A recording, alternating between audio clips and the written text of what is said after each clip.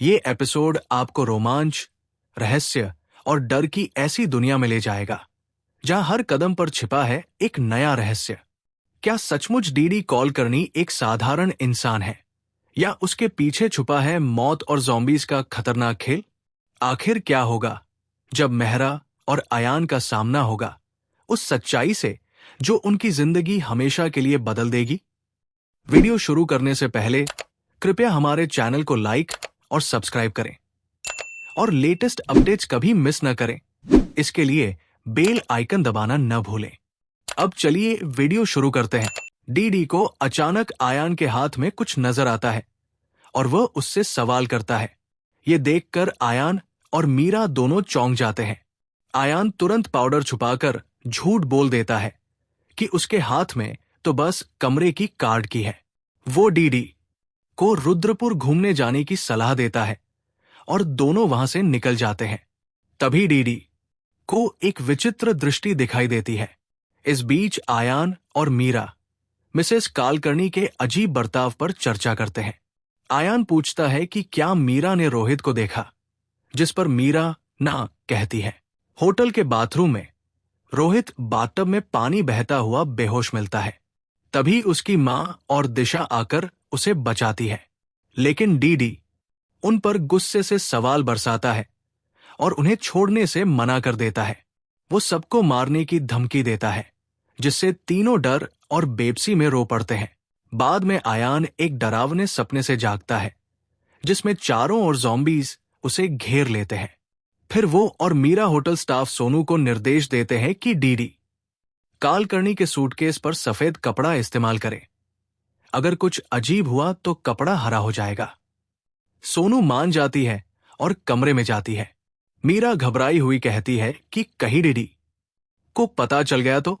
अयान उसे ढांढस बंधाता है कि अगर पकड़े गए तो कह देंगे सोनू तो बस अपना काम कर रही थी। वो मीरा से कहता है कि सोनू का इंतजार करे और खुद बाहर जाकर मोबाइल से सूचना देने का वादा करता है।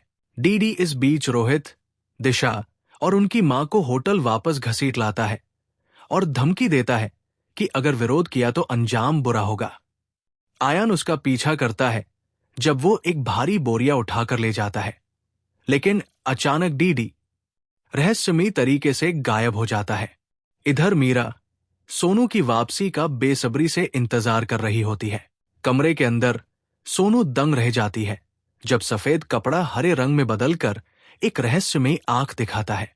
तभी कदमों की आहट सुनकर वो छुप जाती है।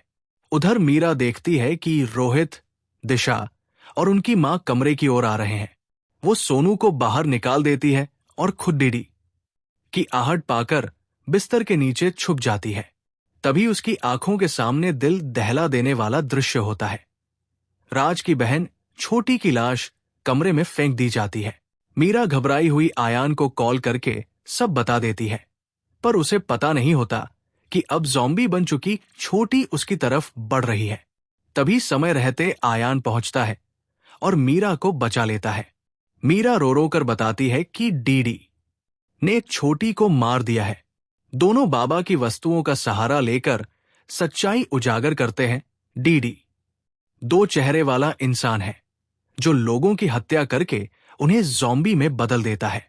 मीरा टूट जाती है, लेकिन अयान उसे हिम्मत देता है कि उम्मीद मत छोड़ना। डीडी वापस आता है और अयान मीरा से सवाल करता है। दोनों झूठ बोलते हैं कि वे मेहमानों के लिए एक सरप्राइज तैयार कर रहे थे। अयान फिर चाल चलते हुए डीडी की आंखों पर पट्टी बांध देता है और इसे आंख मिचौली का खेल बताता है।